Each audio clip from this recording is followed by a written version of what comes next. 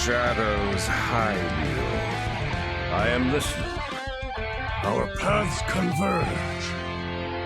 So good to see you. Hail to you! Never lose hope. Here for a chat. I hear you. It has only begun. Fight on, friend! Hello and welcome to episode 312 of Concede, a Hearthstone podcast dedicated to making the competitive side of the game more accessible to you. It is at Thursday, October 7th in the evening. From Gadsden, New York, it's me, Ridiculous Hat. From Karazhan, California, it's Spartacus. Yo. From Nomergon, Ohio, we've got Edelweiss. Hello. And from where you are, listener, we've got you. Thank you so much for being here and tuning in. I also like to thank our newest patron, Night1901. Night1901, thank you so much for your support of the show. Everyone that wants to check us out at patreon.com/CoinConcede, it goes directly to us, supports us. And also, if you want to leave a review, totally free, really helps other people find the show over on Apple Podcasts. We just got a new review. We'll read it out in a bonus episode. Got 2 scheduled for this month because we never did one for September. And that'll be on there. It's, just bumps us up in the search rankings. So, Life and Ladder. Bodikus, you wrote something down here that I enjoy, so I want you to read it and then talk about it, please. As I had said earlier, or in previous episodes, haven't super been feeling Hearthstone lately. Haven't played nearly as much as I have in the past, but decided finally to go back and give duels a chance again,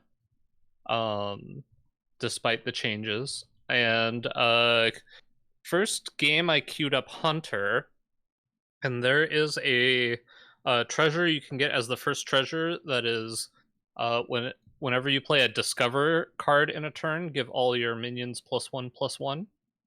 And I got that one and realized that that is super broken in duels because you no longer have all the battle cry, like the double battle cry synergy passives.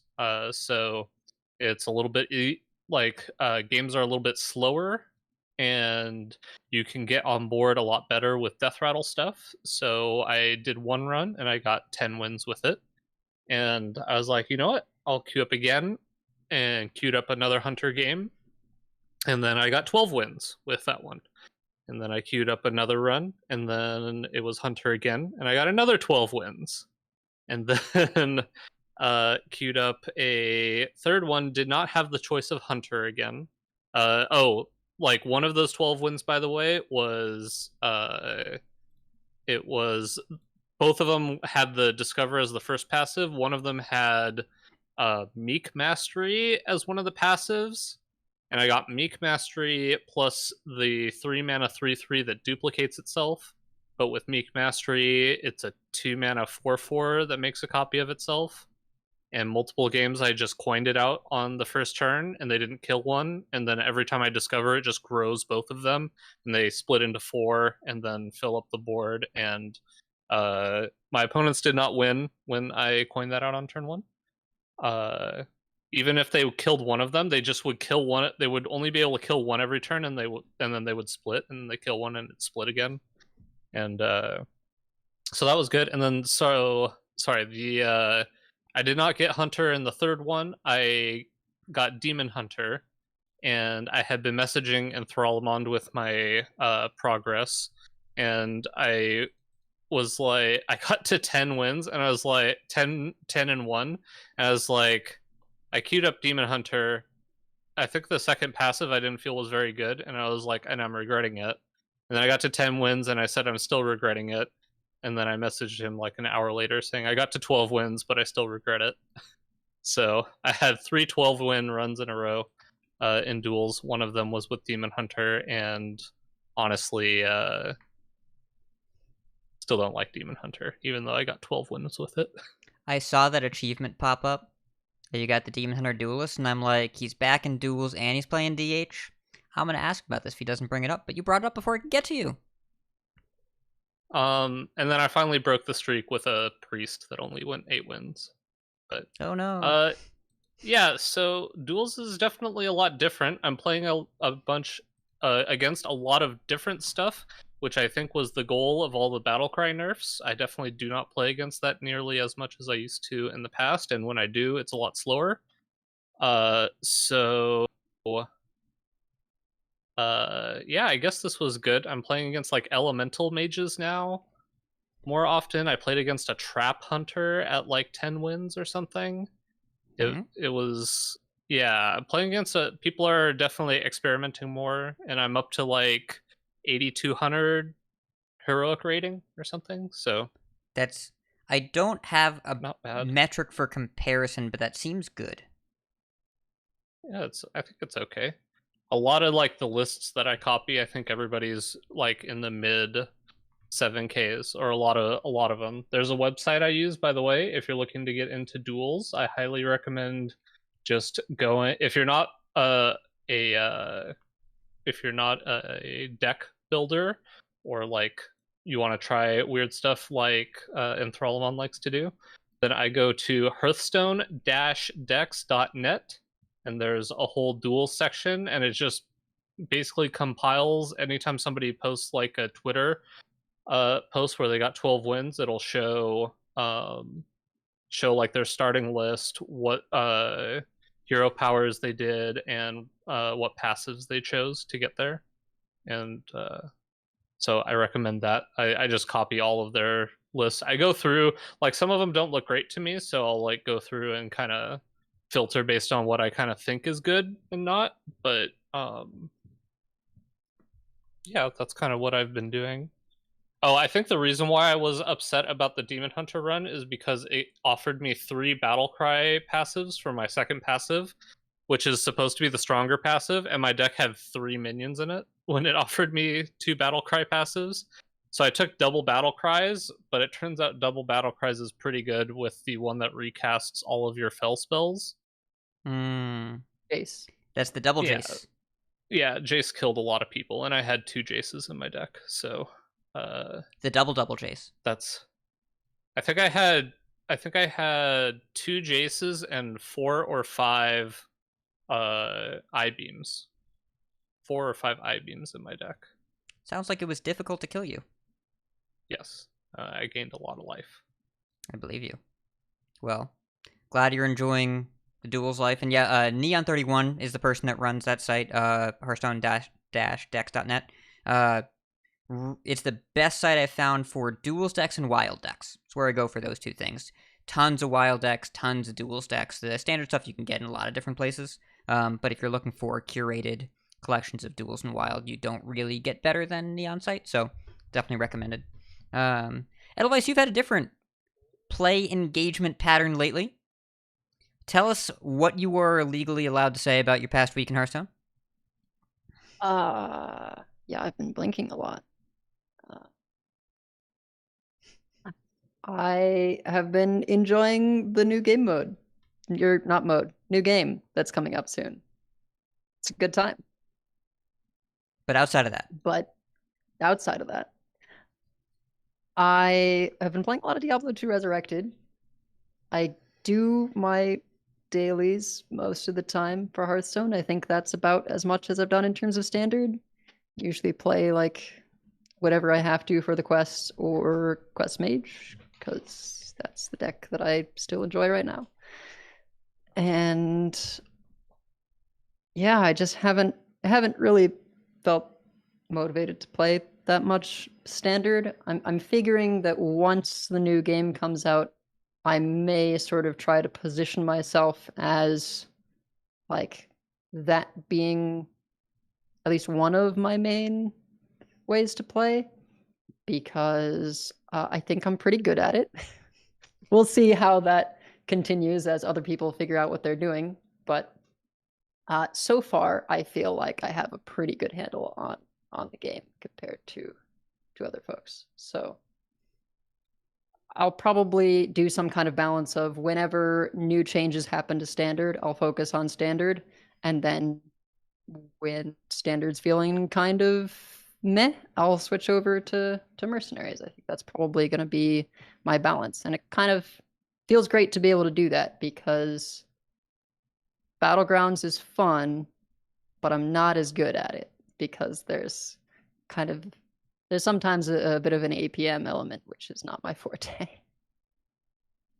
I think it was Alkali Likey that was talking about how you can be a variety streamer without ever leaving Hearthstone now. And I think that's pretty interesting. It's kind of cool. Like, it's kind of fun. But yeah, I do think we've heard talk about standard burning people out. I mean, it happens every expansion. I think it's especially concentrated most 5-set metas that I've seen. And usually it's like a really creative and expressive and experimental first month. In the second month, you start to refine, then they nerf a bunch of stuff, and then it starts to become difficult to stay engaged, and that's definitely where I'm at. So, I mean, you're at around the same place. Now, I'm still playing a lot. It's the 7th at the time of this recording. I recorded...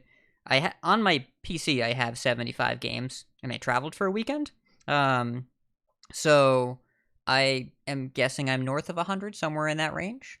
I play a lot of Hearthstone. But definitely this month is where I started to notice that I was feeling the frustration more than the joy. Like, I pushed pretty hard for High Legend over the past couple months, and it's been an enjoyable and educational experience. But I feels like it took a toll, and as the meta kind of becomes a little bit more, I guess stale is the word, the play patterns are starting to become more difficult to tolerate in some cases, and I'm having more trouble finding decks that I'm enjoying or identifying with and saying I want to log back in and play that deck. Part of this is related to I am losing more than I'm winning, and, I enjoyed the meta a lot more when I was winning, and then I'm not winning right now and I'm enjoying it less. Funny how that works, isn't it? So I want to make sure that I am clear on that. That is definitely a part of it. Like, I played Quest Hunter today because it's a fun deck. I like Quest Hunter. I went 2-9. I don't love Quest Hunter anymore. And, I enjoy the play pattern, and I got close to winning a whole bunch of times, except against the Anaconda Druids. That matchup is unwinnable.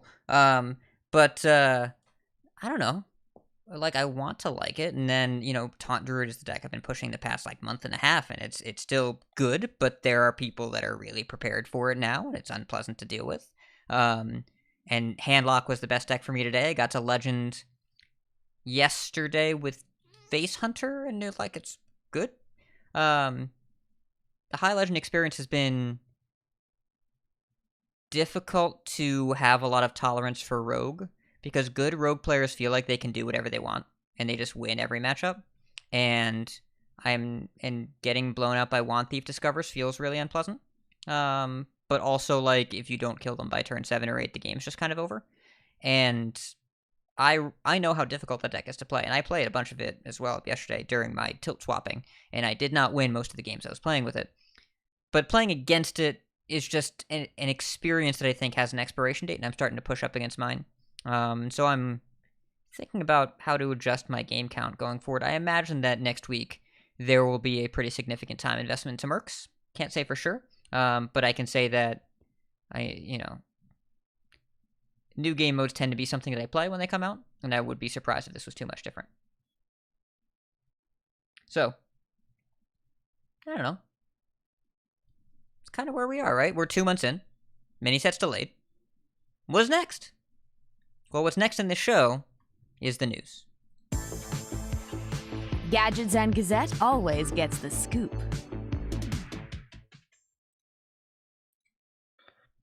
All right. So, speaking of mercenaries, there was a mercenaries event that happened.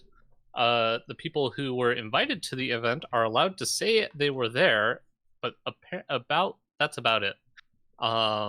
One of the people, I was not invited to the event, but 2 of my co-hosts were.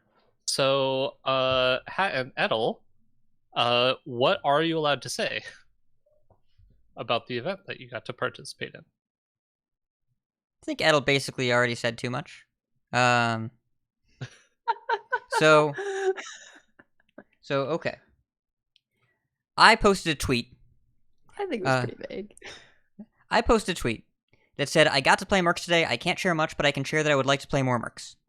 And Twitter user R2C2 posted a summary of all of the questions and answers that I received and provided. I will read the summary for you now because I think it is very accurate. The thread summary.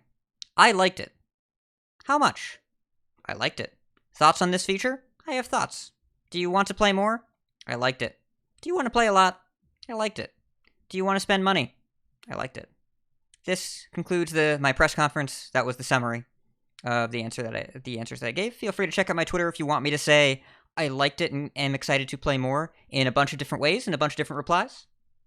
And if you ask me, should I buy a pre-order? My answer will be if you want to. Because I'm not here to tell you what to buy or what not to buy. All I can tell you is that I got to play Mercs yesterday. I can't share much, but I did like it. I think we can repeat something that we were saying before, which is that just like we have for Constructed Hearthstone, it's not as though there's never going to be deals in the future. So I think if you're hesitant, you should go with the free-to-play experience, and there will be deals down the line. We do have confirmation from Deck Tech, who, Nick, he works for the Hearthstone team. He said that there will be bundles in the store on launch day. If you don't buy the pre-order, you'll be able to have something if you want more packs and get a deal on them. And I don't think there will be any shortage of sales. So please don't feel obligated to buy right now. But if you think you're going to play the mode and you want to buy right now, more power to you. I encourage you to do so if you think so. And if you're looking for an opinion from me on what to do or what not to do, all I can tell you is that I liked it. I think we covered that. I think pretty in depth. So, I think one thing as well we will say, I feel extremely confident that next week's episode will be heavy on Mercenaries chatter, like every other piece of content made by anyone in the Hearthstone universe for the next week. Because it's going to be a new free button. And also real quick, someone in chat, Proby1, one of our producers, asked on a scale of 1 to 10. And my answer is, I liked it. So, yeah. Read from that what you will. What else? This next bit of news... Sounds like two people that would like to continue to be invited to events like this in the future. I like it. I did like being invited as well. Yes, it was very exciting, and I do my best to be vague. Hat is even more safe than I am. So we also got an update from Alec Dawson, now former member of the Hearthstone team. His last day on the team was October 1st. And he's going to be joining some unannounced project at Blizzard. So very, very exciting news that he'll be moving on to something bigger and better, hopefully. But we are definitely sad to lose him. So, real quick, while we're here, J. Alex just dropped like 300 people in our chat, so J. Alex, thank you very much for the raid. For those of you, welcome. We're not going to play Rogue or any other class today. We talk about Hearthstone here, but if you like talking about Hearthstone, that's why you watch J. Alex. J. Alex, thank you so much for the raid, and everyone that doesn't follow him, if you want to go see some high-level Rogue gameplay and snarky commentary in the state of Hearthstone, you cannot find a better stream. That is the J. Alexander experience. Man. Like, this is cool for Alec, but, like, he's been so visible for so long in the Hearthstone universe, and, like, he was the one that gave us Twitter patch notes. They came from him. That was him. I want to know what unannounced project is so exciting that he decided to switch off Hearthstone. So that's what I find curious. A couple years back, in late 19, Whalen left the team. Peter Whalen left the team to go start working on a new project. In January 2020, after Battlegrounds had stabilized, Donay went with him. I don't know if this is the same project, but they would know Alec. They would have worked with him for over a year. If that's this thing, I wouldn't be surprised. We don't know, but I wouldn't be surprised. But yeah, I mean, Alex, he's a friend, right? Like he is. We know him. He's been on multiple of my podcasts multiple times. He's been on this show and on Vicious Syndicate. He's been around for a few years. He's distinctive. We know him by name. We talk about the Alec 5 set standards because the last 3 middle sets he's led design. It's going to be a big change for Hearthstone, and Gallon, Chalky, and Boar on the final team are going to do a good job because they've learned from the best, and they have their and they're high level professional players. But it's a big departure. It's a big deal. Yeah, I remember talking to Alec. I think it was the first BlizzCon I went to before he had started at Blizzard, and how excited he was. He had just left the Golden Wisp, which was a podcast I listened to a ton. And I'm happy for him that he's able to work on what sounds like a very exciting new thing at Blizzard. So best of luck to him. And in his stead, the final design team is currently made up of Chalky, Gallon, and Boar. And Chalky had a nice tweet talking about spoilers, and Chalky already spoiled one of the new minions from the mini set. There's going to be a 3-mana 3/4. Whoa! So look out for that. Wow. Yep. How can very brave to release that kind of information. I hope it has text. Wait, hold on. We have developer commentary in the chat. I want to point out, Gallon is in the chat, and he says, "My thoughts on the upcoming mini set. I like it." These developers are out of control. Alec leaves, and all of a sudden we've got information everywhere. There's a spider tank, and they enjoy the cards.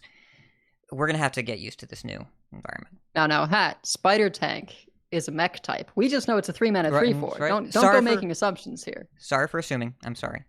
It won't happen again. Yeah. So, I don't know. Alec, we're gonna miss you. Don't think we can really put it better than that. The team's in good hands, but we're gonna miss him. Yep, I agree. And then, I mean, kind of a light news week, but obviously, as with basically every week, we did have an Iksar AMA with some cool little tidbits gleaned from it, including the top one being that next year's last set is going to be larger than normal. That could mean so many things. Okay. I was made fun of on the Angry Chicken because they said it has to be just card count. Maybe the cards are larger. Maybe there's more big mana costs. I don't know. It's probably just more cards.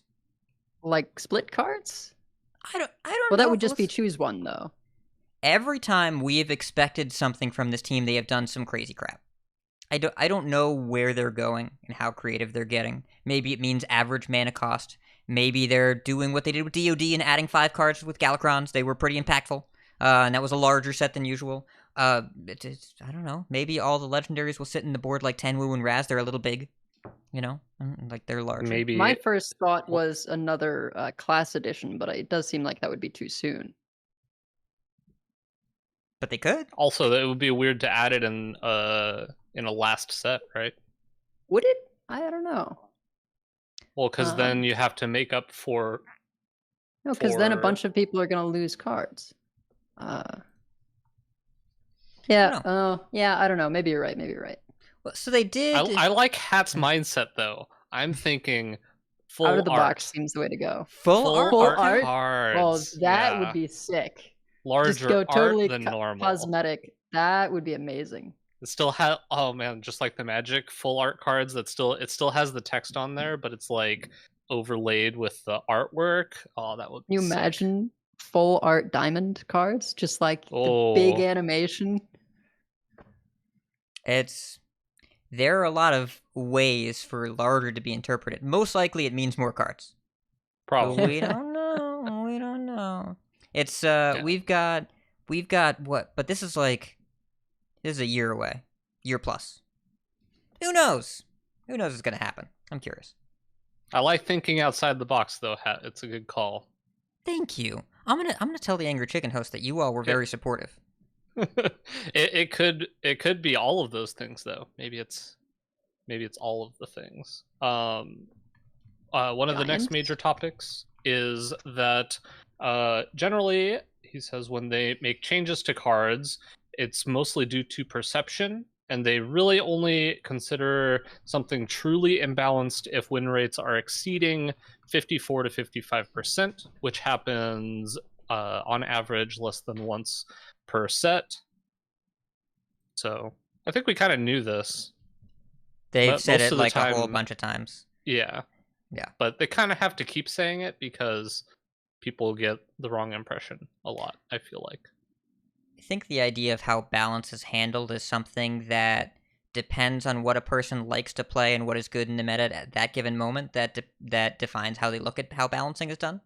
But yeah, they repeatedly say we nerf when people aren't having a good time, and something being overpowered means you don't have a good time. But also sometimes something can be a bad play pattern but totally reasonable win rate rise and still need to leave the game.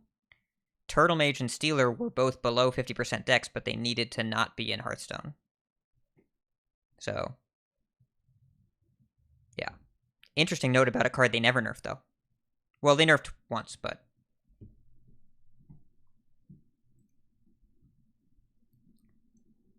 Did you see this next bullet point, Bauticus? Yeah. So the card Gadget Stand Auctioneer has dodged nerfs and rotations so many times. That's a direct quote. I don't know if that makes me happy or sad when I think about it, because I love Gadget Stand Auctioneer, and I generally love playing Gadget Stand Auctioneer, but I don't know how much I love playing against Gadget Stand Auctioneer. So I feel like it hasn't been a good card for a long time. Yeah, when's the last time it really took off as outside like of the first week of a bunch of metas? There was a period where you needed it in your Jade Druid deck so that you could make a bunch of idols quickly. Yeah. I mean, I did lose to Ignite Mage today in Standard, but I'm not going to call that meta defining. I will say that playing Auctioneer. I lost to Ignite Auctioneer in Standard, which is it's not really a deck, right? But like it was at the first week of the expansion. I mean, the first week of the expansion, there was that really, really terrible Garrote Rogue Lone Shark sketchy information deck. That Garrote Rogue's still good, but we no longer prep out our sketchy information to get some coins. We don't do that anymore. We just play the good cards. Yeah, I basically like having the flexibility of Mana Biscuit because sometimes you can turbo out the reward faster, and getting Varden down earlier can sometimes win you games. It also means I don't have to run Fireball, so you're pretty heavy on the ignites, but you run double hot streak, so it's just a lot more mana cheat. I don't know if it's better, but I enjoy it. But I only run one Auctioneer even then because there's still a ton of draw. Yeah, I think the only thing I switched, the only reason I started playing a, wow, I can't remember the name. The 1-mana 1/2 combo makes World Kickmaster. No, I'm talking about Mage. Oh, Wand Thief. Wand Thief. I started playing a Wand Thief just because when you play in the mirror, you kind of need a minion to be able to target, because otherwise you can't play your frost spells. Well, you can play one frost spell when you need to play 3. Yeah. I usually like studies and brain freeze my own thing, but yes, it is nice. But you only have 2 studies, and sometimes you need to hold the studies because you need it to be an arcane activator. Yeah. But every time I spring water into a Wand Thief, I feel like I get kicked in the nuts. So like, I don't really love that experience of my spring water. Like, card draw's not supposed to cost mana. It's 2021.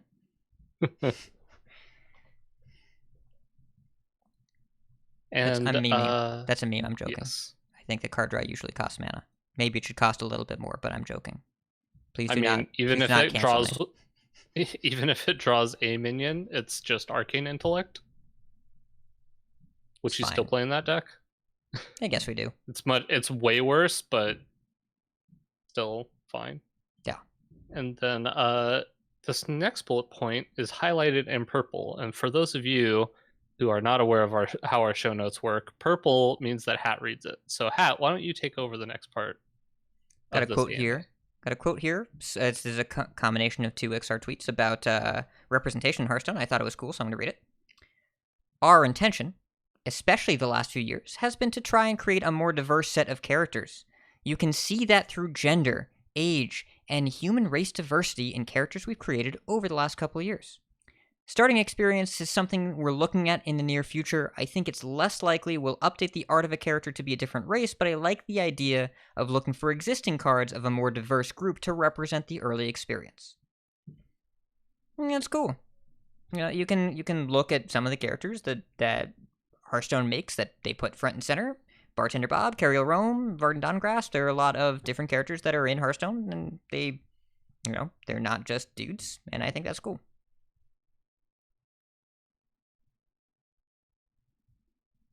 And then finally, the last thing we're going to highlight, though there's a lot more in the link over at Out of Cards as usual. We're not going to read the whole thing.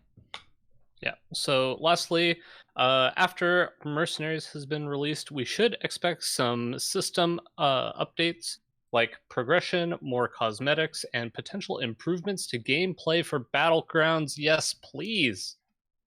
Please. Yeah. I love Battlegrounds, but every time I play APM Pirates, which is one of my favorite archetypes to play, I wish that things happened faster. And Mobile in that's general really for all I'll say BGs about kind of that. needs some help, right? It just feels laggier and slower. It just doesn't feel quite right. The touch targets on iOS feel a little weird right now. Like, it's kind of hard to drag minions around. You have to kind of hold in the middle.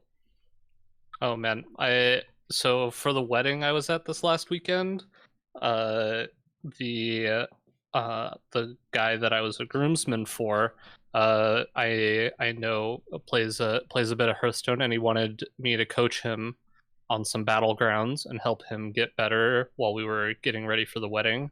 And he brings out a laptop without a mouse Oh, and no. expects me to try to help him play on a trackpad. It's like, well, first of all, that's not how you get better at Battlegrounds, and maybe that's a bad sign. But yeah, even if it was a touchscreen, holy cow, that would have been much better. But still helped him out. I think he's up to like 5K now. It's pretty respectable. Step 1 to improving at Battlegrounds. Buy a mouse. Just use a mouse. He has a mouse. He's just like, oh, where will we set it up? I'm like, I don't care. I can't. If we just like actually get APM Pirates, then we just can't do it. Even though it's usually not the correct thing to go. Like, if we just get that, we're screwed. Or even like APM Elementals, which we did get, by the way, and still won. But all of our stuff could have been way bigger if we just would have had a mouse. You can do like half a turn. Yeah, eventually you just like spend gold to buy stuff. There's generally a book in every hotel room, and that's for using as a mouse pad. That's just what it's for. Yeah. We were on a couch, so like it wasn't a great place to put it, but I still would have rather like had it on a soft couch, which is like, I still think it would have been better, and even if less precise, just having the mouse, just because I'm used to it. But in all honesty, so I usually take my iPad when I travel, and so I would probably just either play BGs on that, but if I weren't and was trying to use my computer, what I do is I take the iPad, set it down on the couch or bed or whatever, and then I set my mouse pad on top of the iPad, and that's like my portable hard surface to use my mouse on. There you go. Yeah. I admit that when I'm traveling, I'll just touchscreen it because I am not all that great at BGs. But if I'm using my laptop, I do use my mouse. I don't know. The iPad just has a battery that lasts so much longer and so much lighter, and I'm fine with just like whipping my fingers around and being a little slower. Because a mouse is like a billion times better than a trackpad. Trackpad's not an option. It's not a thing. It's just not realistic. But yeah, I used to know people who played League of Legends on a trackpad, and I was just like, but why? How? Seems questionable. Yeah. How is this an enjoyable experience for you? I mean, it's League of Legends. We already have that question. Oof. Okay.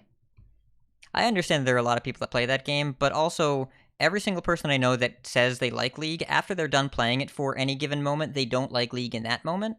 And it just seems like when you go in enjoying League, I don't think you ever log out of the client and like, I'm happier now than I was before I started playing. I haven't seen that happen very much. It's possible it's not true. That can happen with lose streaks in Hearthstone as well. Oh, it has. I did that today. I definitely did that today. And then I logged back in, which was a bad idea, but I did it. We're going to talk about that in Decksplanations. That's what that's for. But anyways, I know that Iksar has been pretty clear in general, where he talks about that they're kind of full up on game modes and that Mercs is kind of the cherry on top. So that the next thing that they're planning on doing is probably like system level improvements. I know the collection manager is one of their first things to work on, and like the deck builder, and that's good because that tab's a little long in the tooth, but I would like it if BGs was more responsive. I know that if you're playing BGs for a while, especially if you get an APM deck somewhere in there, the client starts to really chug, and you need to restart it after a few. I notice it whenever I'm watching Dog stream after... he plays for hours at a time, and after a couple hours, he really you have to restart, or it doesn't work the same. So I'm hoping that sort of stuff gets ironed out going forward.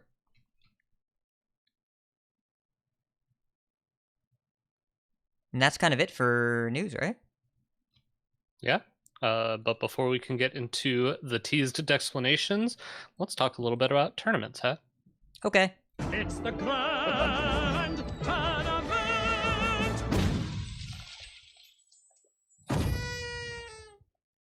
Okay, so, tournament fans, just so you're aware, yes, we are going to talk about Language Hackers lineup. That is a thing that's going to happen. If you want to hear about that, you're in the right place. We're going to do it. It's going to happen today, here, right now. But we've got a couple things first. So, Masters Tour Stormwind. That is in 2 weeks. That is on Friday the 22nd. I think it might actually start the 21st. I forget the time zone. We'll have details on when to watch with the show next week to give you the specifics of when to tune in over on YouTube. But the Masters Tour is in 2 weeks. We're getting Mercenaries on Tuesday the 12th. That means there will be a patch by Tuesday the 12th. What are the odds of balance changes or the mini set before the Masters Tour on the 22nd in that intervening week and a half? I am currently on 0%. I currently think there is no chance that they add anything to the client after the giant patch on the 12th, because since the Cagnetta 99 versus Frenetic thing where there was visual armor that wasn't there and a game was decided because of it, they haven't really done same week patches for Masters Tours because it seems to cause problems every time. I don't think they'll change that, but Wailing Cavern's supposed to be off sale on Tuesday the 19th in the client. That was the last mini set. So, I don't know. My current guess for the mini set is the 26th, which is the Tuesday after Stormwind. But they could squeeze in balance changes if they wanted to. I don't think it'll be 3 days of mini set before a Master Tour. That seems brave. But I'm curious what you two think.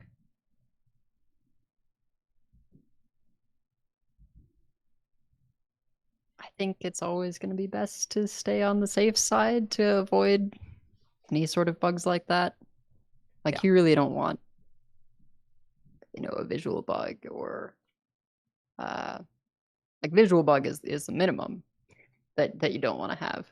But certainly, like, the friends list stuff was awful to try and play through. Some matchups being decided by a literal coin flip.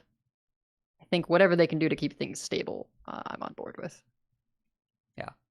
The friends list thing was also, that was an issue with BNet, not just with Hearthstone, but they were able to fix it. But yeah, it's you really don't want something like that. I know.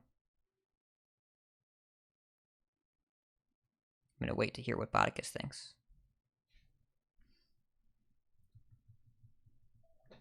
I have no idea. I think they're staying in. All right, staying on same patch, I think, is where we're landing. I think it's pretty unlikely to change. Probably. Yeah. Okay.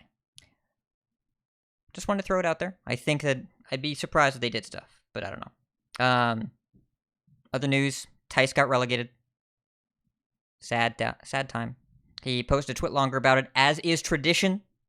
And it is worth noting there was a larger conversation around Grandmasters again in light of this. Because simply put, I think a lot of the players would tell you that it's not working all that well. The Masters Pro League, which was functionally very similar to Grandmasters, is gone. It's gone now. And a lot of players have talked about how the tension of Grandmasters is kind of difficult to manage your engagement with the game. It leads to burnout and disengagement. Luna has been pretty clear about this, that if you want to prep for a Masters Tour, you can prep for a Masters Tour however much you want, but in GM, you have to submit decks 2 days after you're done playing on the weekend. It's every week for months. You have to stay wired in, you have to test, and the testing process is very intensive. The engagement is all or nothing, and it kind of makes it hard to enjoy the game, especially if you're on a downswing and the game needs you to be on an upswing. So there was a tweet, because there's always a tweet, from Eric Elliott, who works for communications and in the esports team, just Blizzard in general. And he tweeted that it's absolutely something they've been discussing for a while, and that he's feeling pretty good about what Abar has put together. Not ready yet to announce or share with players, but we're working on it. Abar, for those of you that don't remember, he was originally a Hearthstone pro grinder from years back. He's been on this show back in the day, friend of Cora's, if I recall. And he became the broadcast producer for Hearthstone when they had in-house tournaments. When they did the ESL deals, he kind of floated in the middle bit there. And then he's back as the esports program director for Hearthstone. So, he knows the game. Played it a lot. Been involved for a long, long time. And has come up with something, is working on something to create a system that is a little different. And hopefully something that mitigates a lot of the pain points that players are feeling. And hopefully something that has enough resources behind it to be relevant. I will soften expectations now. No, he does not have the authority to move to Twitch. It will be on YouTube. Make peace with that. It's just a thing for a while. Through, I believe, the end of 2022. But hopefully the system will be a little better. Thoughts before I move on? Yeah, I just want a system that makes people feel motivated. Because as you say, right now it's pretty all or nothing, and if you're giving it your all for a sustained period of time, you just burn out. Or third-party events. Sorry, go ahead. It definitely feels weird to go on Twitter when I do, which is very rarely, and basically every time I go on, I feel like there's a new twit longer about a GM that's retiring or getting relegated or talking about how down they are on the system. So hopefully they're able to figure out something that's more enticing to players and makes people more excited, or maybe that's just the way it goes with Hearthstone. Maybe there's as much churn with this or there's always just going to be this much churn with player engagement. So we'll see, but hopefully they have something cool in the works. Yep. I'm hopeful. Don't say in the works. All right. It's Grandmasters time. You know what that means. Language Hacker submitted to Grandmasters the greatest lineup I have ever seen in my entire life. There are 4 decks and 4 Muklas. 4 decks, 4 Muklas. That's bananas. getting some deja vu here. Haven't we seen something like this before? Yes, this is Monsanto. Electric Boogaloo is the sequel to Monsanto's lineup. My understanding from Language Hacker, who is in the chat, hi Language Hacker, is that he preps separately from Monsanto. There are 16 watch posts. 16 There's watch posts? 16 watch posts in 4 decks. There are 4 mutinees. I don't know what the plural of a mutinous is. These are decks that appear to be designed to beat spells. A lot of 2-post, 4-post ogres. I mean, you play those things when you want to beat spells. And I mean, you look at the GM meta. Not a lot of mage, but a lot of rogue, demon hunter, and anaconda or alignment druids. And I think this is really meant to deal with those decks. I don't know what the ban is with this lineup because I don't know what it beats. But I'm sure that there's some clear ban target here. We'll also note that each deck has a little bit of spice. The Priest, which is technically a Shadow Priest, does have 2 Sunwell Initiates in it that is shared by the Warrior, which is... It has 2 conditionings in it. I think it has 1 Rush minion. It's not Rush Warrior. It's just Warrior with stuff. The Shaman has a Boulder Hammerbeak, because sometimes you just need more elemental discounts with that Kindling Elemental. You gotta fire that off. Get that Bolner value. is sweet, by the way. If It you've is. Ever played Bolner. It is sweet. If you ever Bolner on 2, Dungeoneer on 3, and sprint, like, it's very enjoyable. It's a very enjoyable experience, and you can do that. You can even go Bolner Aerodstormer to give your Bolner Wind Fury and Rush and make a little Crab Rider. You can build your own Crab Rider. That's a BYOC. So that's what we call it. No one's ever called it that before, and no one ever will again. Yeah, I started adding Bolner to my duels decks because I felt like Wailing Vapor. Obviously, it's really good in standard to have Wailing Vapor, but Wailing Vapor falls off a lot in duels because it's not as powerful and it doesn't have a battle cry. And Bolner was really sweet at giving you a bit of either extra value, extra discounts, just extra stuff that it's doing, which is sweet. Yes. I do have to admit and disclose my bias here. I did help Language Hacker prep a little bit. I didn't do much, other than we tested and proved that Warrior is not really a hard Garrote Rogue counter, because I don't feel like anything really counters Rogue all that effectively. And also, if you Bolner on 2, it's impossible to lose. We learned that from rigorous playtesting. So, you know. Also, by the way, those of you out there listening, you might be asking yourself, if you haven't been through this before, should I play these decks on ladder? No! If you have these built, go delete them right now. Do it right now. Pause the show, log into Hearthstone, delete any deck that you copied from this lineup, then come back to the show.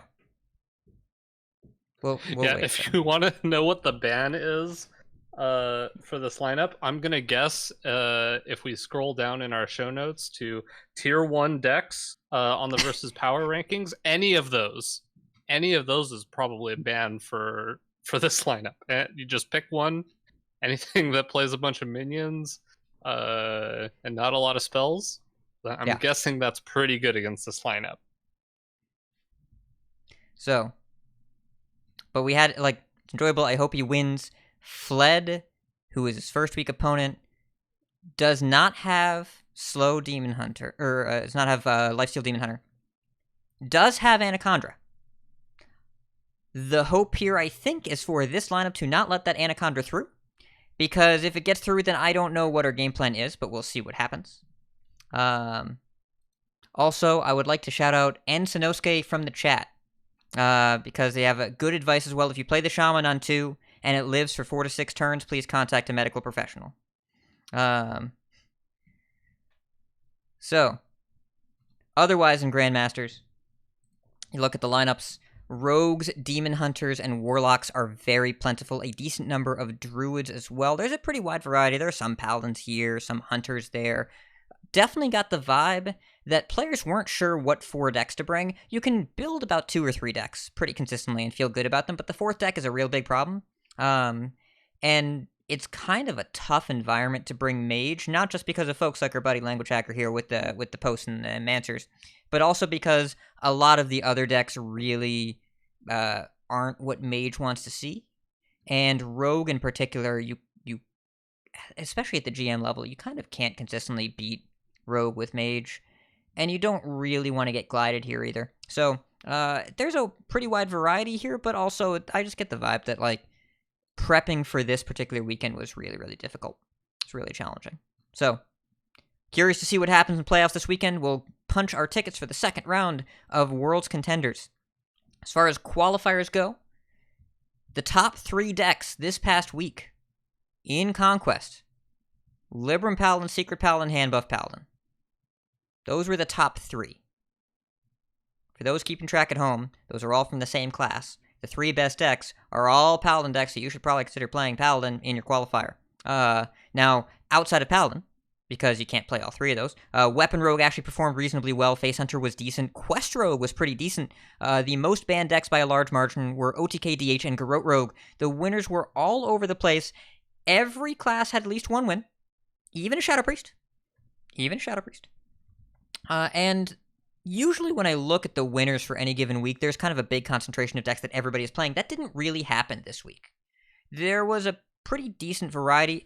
Most lineups had at least 1 Demon Hunter, Rogue, or Warlock. The Rogues were usually Garrote. The Demon Hunters were usually Lifesteal. And the Warlocks were Handlock.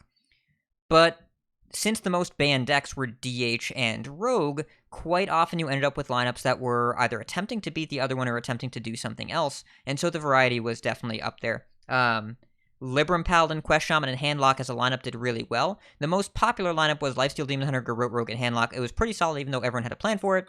And the worst meta deck in qualifiers was Mage. 44% overall win rate, didn't do well, and that's why you can't really bring it in Conquest. There are so many ways to deal with it, and even your good matchups aren't that great. If you look at that lineup of Lifesteal, Demon Hunter, Garrote, and Handlock, that's not really the lineup that you want to face all that often. You can do decently. You can beat the Handlock, right? But even then, if they get the right timing of the Neophytes, they can still break serve reasonably well, and Mage just doesn't have a lot of play to it. So, didn't do well at all in qualifiers last week. We jump into ladder and take a look at the latest Vicious Syndicate report. Now, I have data up here on the screen from Legend. If you go to top 1k Legend, there are only 2 decks in Tier 1 and like 12 in Tier 2. Tier 1 is defined as above 52% win rate, whereas Tier 2 is 50 to 52%. Almost everything at top 1k Legend is in that Tier 2 bracket. If you look at Tier 1, your top 5 decks: Libram Paladin, Face Hunter, Death Rattle, Demon Hunter, Taunt Druid, and Elemental Shaman. No from-hand stuff here. These are good, honest board decks. This is play minions and stick them in play. Now, I'm not going to tell you that your ladder experience is going to be all good, honest board decks, and also all 5 of these from-hand decks, most of them have difficulty with Mage. Face Hunter doesn't, Death Rattle Demon Hunter doesn't, Paladin really does, Taunt Druid can, Elemental Shaman can, and when you start looking in the Tier 2 decks, you get some more polarized stuff. Some Poison Rogue in particular. You get a couple Warrior decks, which tend to be, as a response to the rest of the format, they tend to have a little bit more polarity. Quest Hunter, in my experience, beats nothing ever, but most people are having much more success with that because the win rate here is 50.88%, not whatever 2 out of 11 is, which is less than that. And, Quest Rogue's right in the middle, Quest Mage is right in the middle. There are a lot of options here. So the format's pretty wide open. You can do a bunch of different things. Top 1k, the field is narrowing as far as outliers, and there's not really any clear deck that's just way better than the others, and Face Hunter is number 1 at top 1k this week, in part because of a function of how much Rogue there is, and is one of the better ways to beat Rogue, though, again, don't think that it consistently beats Rogue. At that level of play, nothing really does. At least not in my experience. Hunter and Warrior are definitely going to be closer, but sometimes you put a Bulwark up and they have a Mask of Cthulhu and then the game is over. I have been both the Masker and the Maskey. And that's the tournament section. So, Decksplanations, but it's not what you think this week.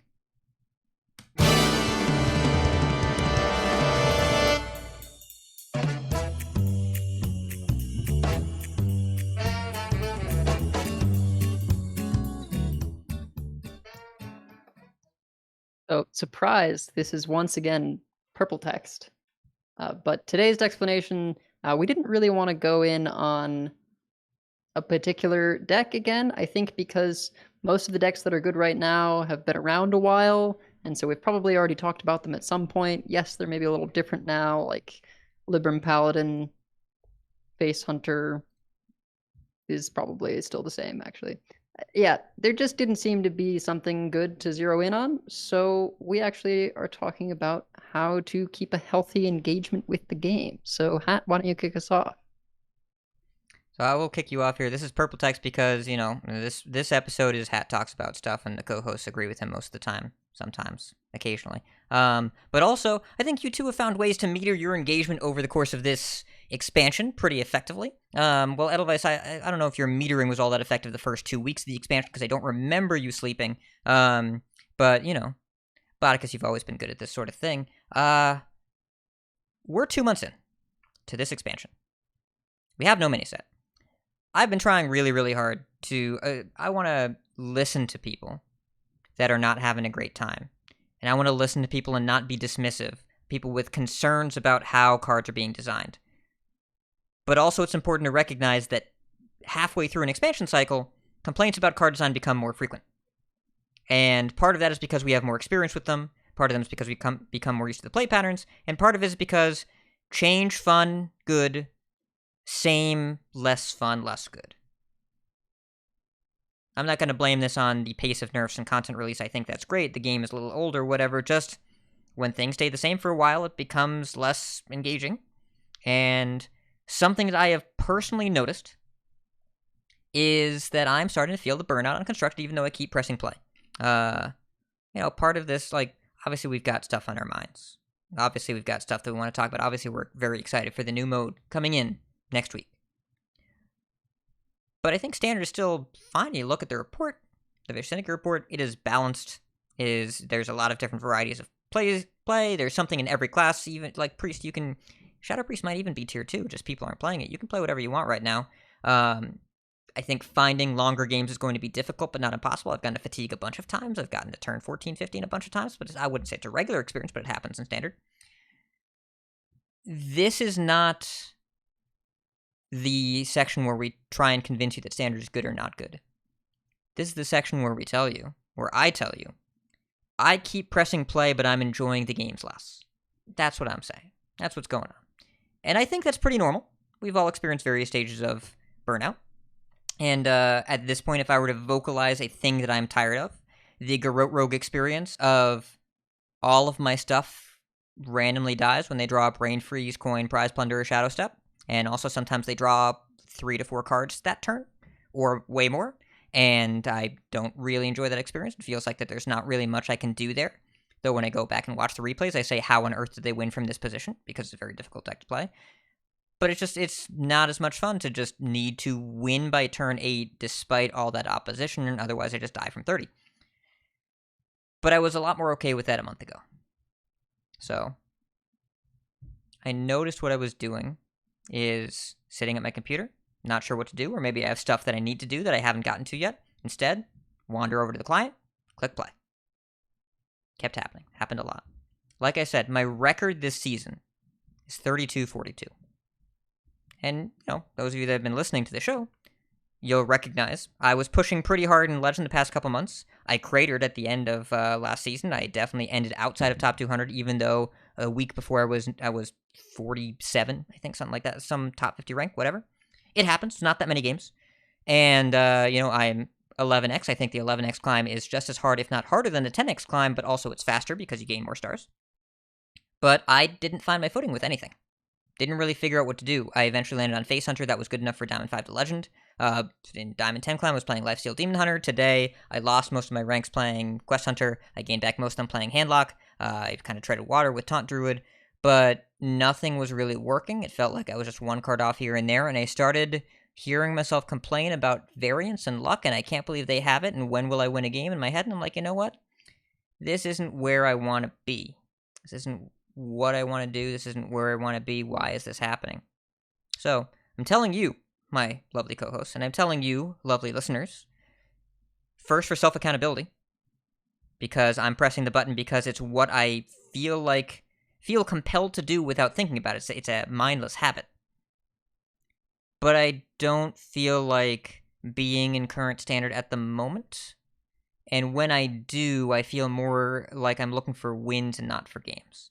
So I want to try and queue mindlessly a little bit less. And before I talk anymore, because I've been doing that all episode, and I'm sure people are tired of it, I'll just throw to you. We'll talk about how you're feeling about this in general, right now in specific, where your head's at, what's going on with you, and what you think healthy engagement looks like.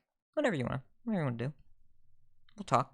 Well, first of all, based on listener feedback, I would say nobody is tired of hearing you talk, which is a good thing, because people enjoy hearing you talk, regardless of what you say, because you're very eloquent with your speech, and I think that it's a great boon to the show that a lot of people like hearing you talk. And Yeah, it's been like 40 minutes you have straight. great opinion on. Yeah, who cares? I mean, it was probably like 40 minutes of content in like 10 minutes of speech because of the way you talk, so that should be fine. Thank you, Botticus. I agree with your second line here a lot, except that one thing I found is I don't keep pressing play. And you said I've always been good at this, and that's not actually the case. This is something I struggled with for a long time, kind of before I got on the show. And eventually, what happened with the show is it got to the point where I was queuing games for the show instead of queuing games because I wanted to queue games. And I realized that that was, I think, unhealthy for my engagement with the show and with Hearthstone in general. And I feel like while maybe it's not, the ideal experience for most of the listeners out there, having me be less engaged with Hearthstone, I think it's also good to point out that you can still have a positive relationship with the game of Hearthstone and not play it as much. And I think that should resonate with at least some portion of our audience, even if the majority of our audience, I think, are very committed to Hearthstone, enjoy playing it a lot, and enjoy hearing takes from players like Hat and Edel, who are a little bit more engaged and have better takes necessarily on kind of the goings on with what's happening in the scene. But I think that it's okay to kind of have both, right? Like, you want to be able to experience the game how you most deem it fit to experience it. I don't think a lot of people are going to be able to experience Hat's climb to, being in the top 50 Legend players. That's something that's good to be able to hear. But also, sometimes you, like last season, I didn't even hit Legend, and I didn't feel bad about it. Honestly, I got to like Diamond just playing a few games, and I definitely could have hit Legend if I really felt the urge to. But I think it would have reflected negatively on my experience as a whole with Hearthstone, and I might have come in with a more negative approach to how I viewed the standard format. And I think that's what a lot of people do. I feel like that's a lot of what we see on social media is people who are pushing themselves, who are super engaged with Hearthstone and want to press the play button, but don't necessarily want to and do anyway. And then they get into that mindset that Hat was talking about, where it's like, I'm pressing play for wins, and the game's not always going to give you that, especially if you're in the mindset where you're expecting to get those wins.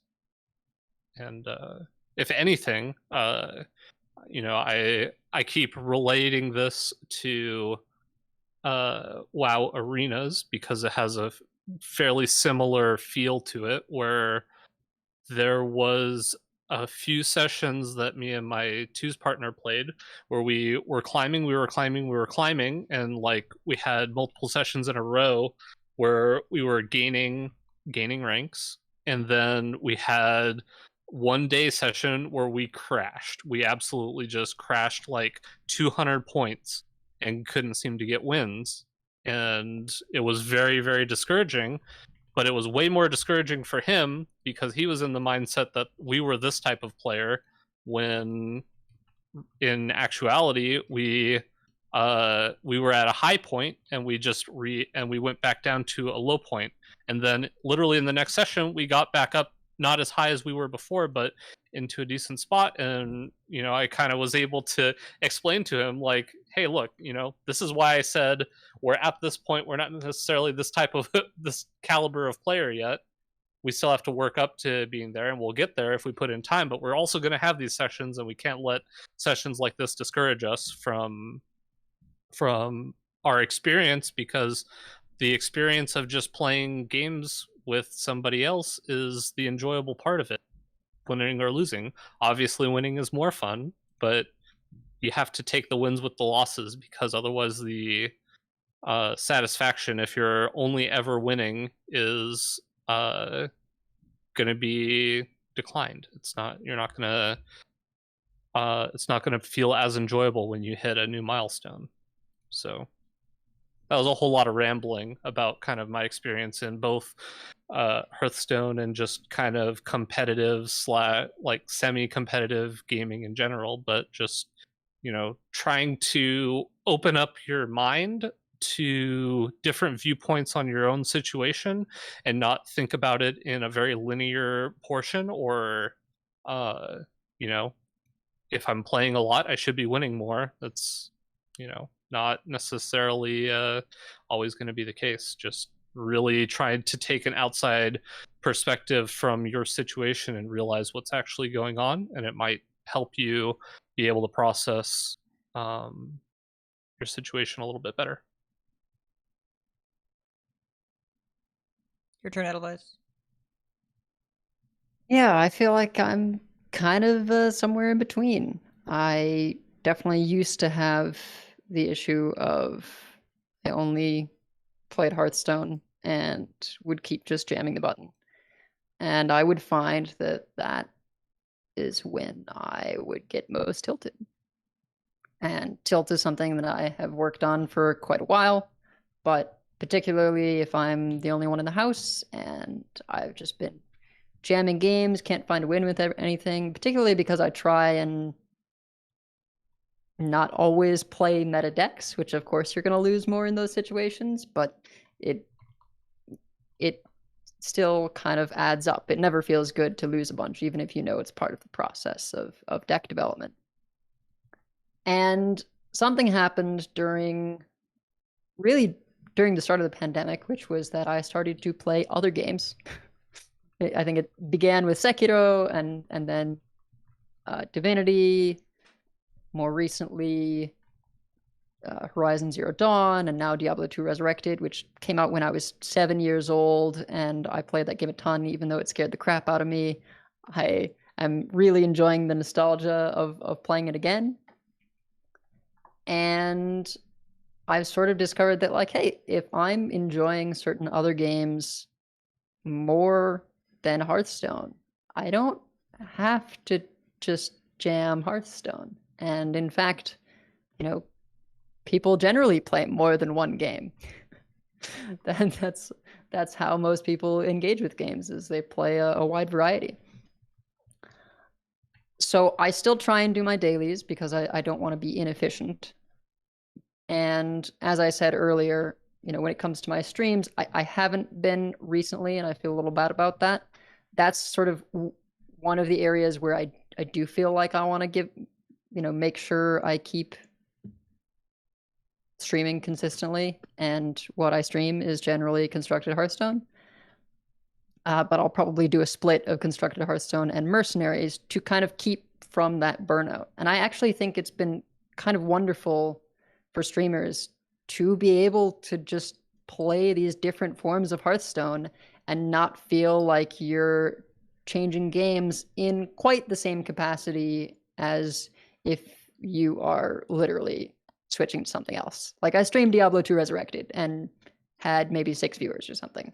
It's probably going to be a drop if I'm not streaming Constructed, but I don't think it'll be nearly the same amount of drop. I don't know. Still the same category.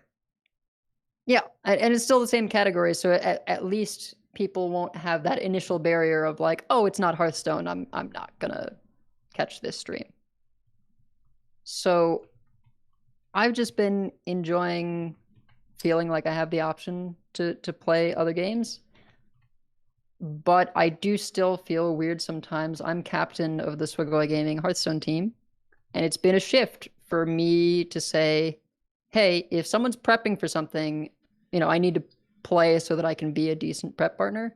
But also, I've been more and more telling myself, it's okay if I am just a facilitator and try and make sure people work with each other to practice for things if I'm not in my top form. Or at our weekly meetings, we meet every Monday. I do a lot more facilitating there of, I don't necessarily have the knowledge myself to share, but if I get everyone put their input of what they're experiencing on ladder and in tournaments, etc., I can still sort of lead in that way. So I've totally been kind of regrowing my relationship with the game over the past couple of years. And I think I've landed on a much better place where I'm way less likely to be just alone in my house cursing like a sailor because something unlucky happened. Yeah. And it's good to hear that you've examined, and that's kind of what the call to action is here for us and for the listeners as well. Let's just figure out where you are with the game right now. Because where I am with the game right now, I'm less happy and losing more. And I think the obvious causation and correlation there would be, well, of course you're less happy, it's because you're losing more. No. I'm losing more because I'm less happy. That's the thing, is that I pushed really, really hard past couple months, and I started to care a lot more about the wins and losses again, more so than I have in the past. And I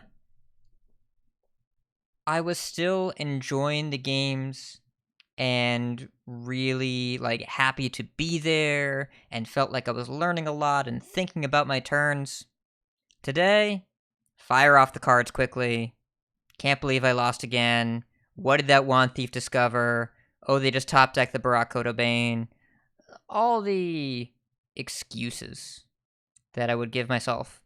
Really is I want to play something, but I don't want to do this right now. I'm just doing this out of force of habit. And also, I'm using this as an escape to not look at my to-do list, which has a bunch of things that will probably combined take 35 minutes. But I'm scared of them, so I'm not going to do them. I see it happening, I feel it happening, so because I'm ready for the game to be something it isn't, but playing anyway, I'm less happy being involved with the game, which means my results are suffering. Not, I'm losing more, and that's making me less happy. It's very important to think about. So, I'm going to make an effort to play more when I want to, but not play more because it's what I do. That's what I'm doing. That's my self-accountability I'm sharing there. And listener, I want you to think about, ask yourself these questions. The number 2 reason that people read the paper, they've done surveys about this, the number 2 reason that people read the newspaper is because they want the news. The number 1 reason is because they do it every day. Is Hearthstone your newspaper? Are you opening it right now because you've always opened it? Are you opening right now because you're pressing play because that's what you do? Do you find yourself upset with variants more than usual? If you look at your collection, can you not find a deck built that you're excited to play? That's where I am currently. And please note, this is not commentary on Standard's quality. I think Standard is a good format. I think that the decks are interesting and engaging. I think the better player wins most games. I think there's a lot of nuance, a lot of plan Bs that you can find, a lot of cool things you can do. But I'm not finding the fun as much right now, despite the format, I think, being in a perfectly reasonable place. And some people have made it clear, especially with this format, whether or not they like the direction of design this set. I don't think that is particularly different from most sets. I think that most of the time you'll find that people like it or don't like it and are very clear about which it is. And as the format goes on, people like it less and they make it very clear. Right now, I'm less happy because I want new stuff. I want things to be different. I want things to be fresh. And I'm going to allow myself the opportunity to get a little bit more space from the game. And keep in mind, when I say space from the game, I mean that maybe my dailies will sit for 8 hours. Maybe even 12. My space from the game, our space here, and like we're extremely engaged players. What looks like space from the game for me looks like hyper engagement for most folks. But just calming the relationship with it down for now and giving myself some room to love it. This weekend, I know what I'm going to do this weekend. I'm going to play Metroid Dread. The reviews are excellent. Looks really cool. First 2D Metroid in 20 years.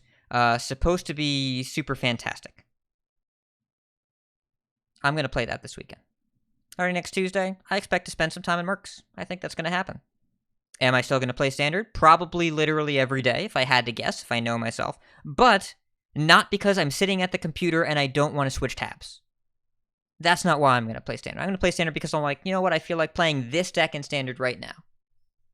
Try that out. Maybe only a couple games instead of 10 or 15 or 20 or however many.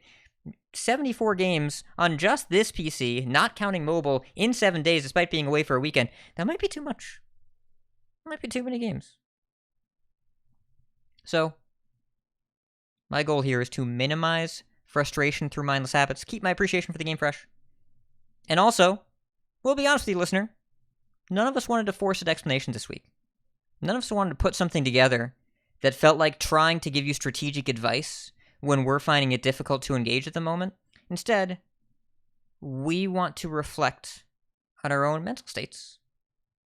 Get ready for Mercenaries, and not take up your time going in circles because we're not sure what to say. Which is why, a little over an hour in, I think we're going to call a wind down here unless there are any final thoughts. As usual, I think that was a great wrap-up from Hat. And I think the only note I would make is that I believe that the listeners enjoy hearing you talk because you are eloquent at talking, not because you are necessarily the best Hearthstone player in the world. So if you feel the need to play Hearthstone to be very good, to give good commentary on the many podcasts that you're on, I don't think that is correctly placed need. Don't worry about that. I do not stay engaged with the game because I feel like people question my credibility. I think the honest and sardonic thing to say is I already assume I have no credibility. I just talk anyway. But also, like, the game that I play is Twitter. That's Hearthstone, right? Like, it's to know what's going on. You don't have to log into the client even a little bit. And being aware of things is a cool thing that I like doing. But I don't know. If anyone that's going to tune into content like this, if they're going to tune out because of the moment-to-moment quality of play, then I think that's a pretty hard standard to reach and not one that I'm aiming for. Not one that any of us are aiming for. We're here because we like talking about the game, and you know, people tell us that we add value. So I'm hoping, listener, that this section added some value for you, and that if you identified with any of the feelings, any of the burnout in here for the moment, don't be afraid to put the newspaper down for a second. You can set reminders on your phone every Monday, Thursday, and Sunday. Log in, clear your dailies. Make sure you make some progress on your weeklies if you're insistent on keeping that. But also, if you're a pre-order bundle orderer, there has never been a better time in Hearthstone's history to take a longer break and let some of those quests skip, and you'll be fine. If you want to take a couple weeks off, that is okay. And it is not hard to catch up. And it's not hard at all right now to catch up. And if you stay engaged with the game and keep logging in just to grind out those quests, and you find yourself less happy when you play, you're paying a cost anyway. You either pay with money or catch-up time and variety on day one of the next expansion, or you pay with your overall ability to have fun with the game. Make the value proposition of your time in and your happiness out much, much worse. So, don't be afraid. Step back. Or, don't be afraid. If you're having a good time, and you don't identify with anything that we're saying, and you think Standard's great, please keep playing. This is not a judgment on you. You do not have to feel burnt out. If you're having a good time, enjoy the Standard metagame. And we have many folks we'd like to thank. Check out the thanks section on the website at coinconcede.com. You can find our contact info, our show notes, and our Patreon information. You can monetarily support our show at patreon.com/coinconcede. Join us every week live by following us on Twitch at twitch.coinconcede.com. Join our community chats in our Discord, discord.coinconcede.com. Right into our email at coinconcede@gmail.com. Follow us on Twitter at coinconcede. Like, share, and follow us on Facebook at facebook.com/coinconcede. Like some CC swag. Heading over to our shop at shop.coinconcede.com. Big thanks to our producers, Number Theory, at DogeDK, at Proby1, Kresh, Cat, Beef Squatch, David P, Snowpack, Lucky, Fade the Black, Waldo, Ponius, and Itinerant Wizard. Want to shout out for the raid, Jay Alexander for the huge raid. Also, big thanks to Wicked Good for the raid. Proby1, thank you for the 10 gifted subs. The Grand Arcanum, and D-Man, thank you so much for the Prime subs. Coin Concedes, we've got a few. Edelweiss, go first. So my first one is to Pasca, who's setting up a Mercenaries tournament the day after it comes out. It's gonna be a clown fiesta. It should be interesting. Very enjoyable to watch. Dragon Rider will be casting, so that'll be exciting. It's by no means going to be balanced, I expect, because I don't know that that's possible when the game will have just come out and people will be different levels of grind and payment, etc. But it should be a good time no matter what. So definitely check that out next week. It should be fun. And my second coin seed goes with a bit of a story. It goes to Mullahu TV. I've been feeling kind of down because I've been trying to make some IRL friends, and Bumble actually has a like friends version that I was trying to use. I was maybe going to meet up with someone to watch the new Ghibli movie, but I disclosed that I was trans and it seemed like things were fine, but now I've been ghosted, and my conclusion is either their phone broke, they died, or they're transphobic.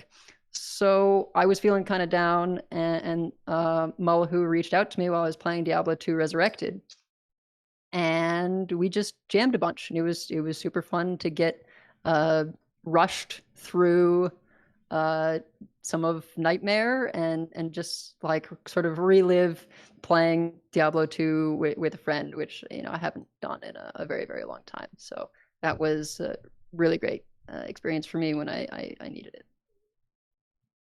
Shout outs to Mullahu. And also, the opposite of coin concedes to the person that ghosted you. Maybe they're dead. Maybe I'm an asshole. Maybe they're dead. I don't know. What is the opposite of coin concede? Coin Razormain Battle Guard? That. I want to do that. Yeah. Yes. Bodicus, coin concedes.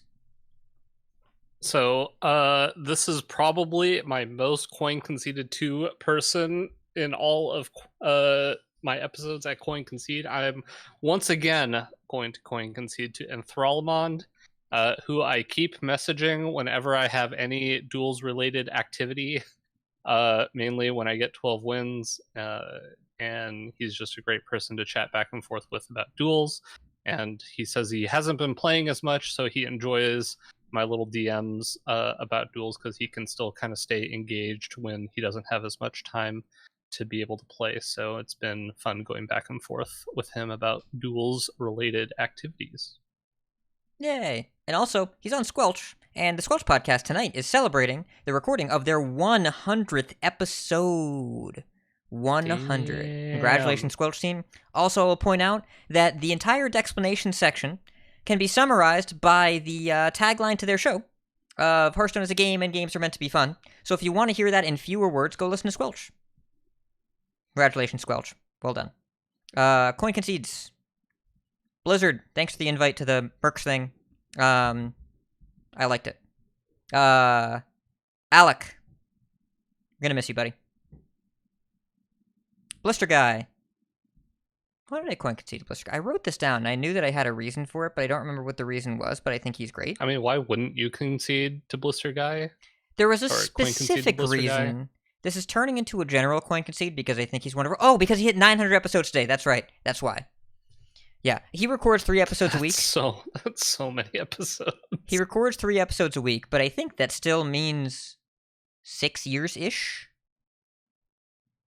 52 times 3 is 156. Yeah, just under 6 years of podcasting while he's walking to work in multiple different cities, and he survived, so good for him.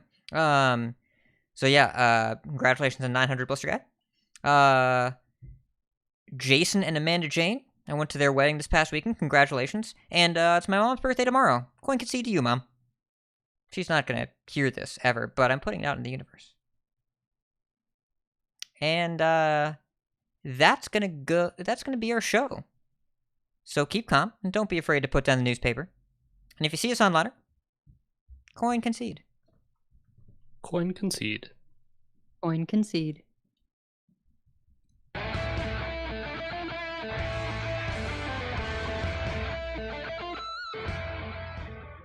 All right. Did Stop. your mom ever offer to watch, or not watch, but listen to the show? I don't think she knows what it's called. And I haven't gone out of my way to inform her. Not that I'm ashamed of any of the things that we say here. Just, Jewish mothers mean well.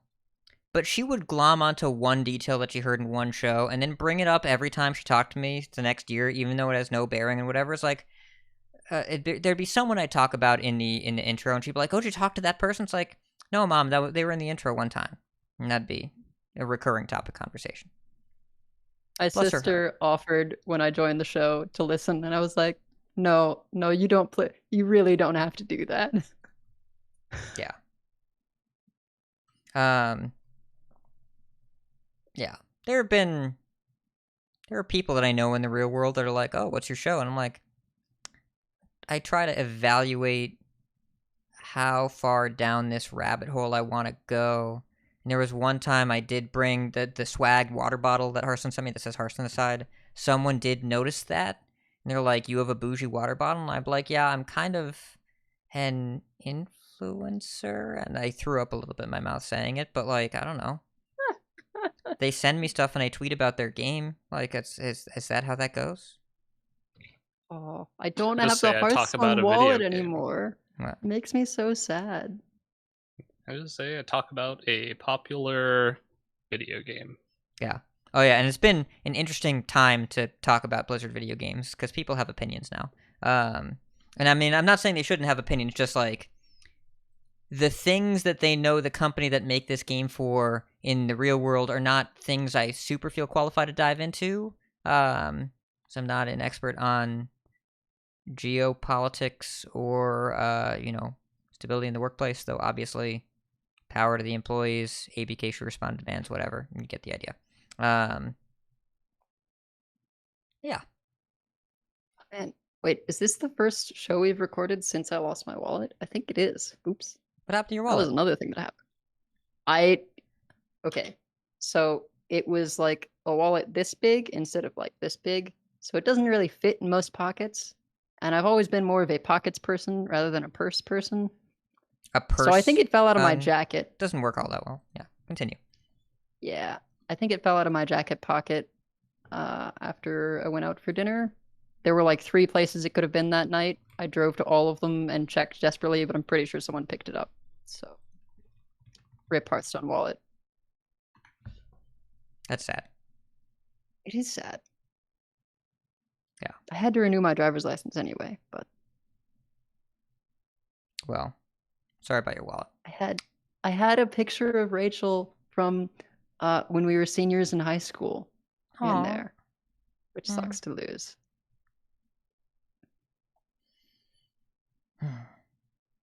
Well, Twitch chat, thank you so much for being here. Hey, J Alex, listeners, viewers, if you're still here, thanks for hanging out. We hope you follow. We hope you liked it. We understand it is different than J Alex content, but if you're here, we're happy to have you. Everybody else, see you next week. I hope you're ready. This week's show was shorter. My instinct is that next week's show is going to not be shorter. It's going to be the opposite of shorter. It's going to be Seems Seems likely. So, We should probably send someone a raid with this, maybe. okay, who do you want to raid? You tell me. Pizza? Sure, I like pizza. Is there an underscore? I forget. I don't think so. Oh, Just Pizza Pizza HS. Okay. Yeah. Oh, Luna's doing GM predictions. Oh, or Luna. Yeah. I gotta do that's Luna. good too. Yeah. Even though I do like pizza. I didn't see. All right, let's go. Let's go say hi to Luna.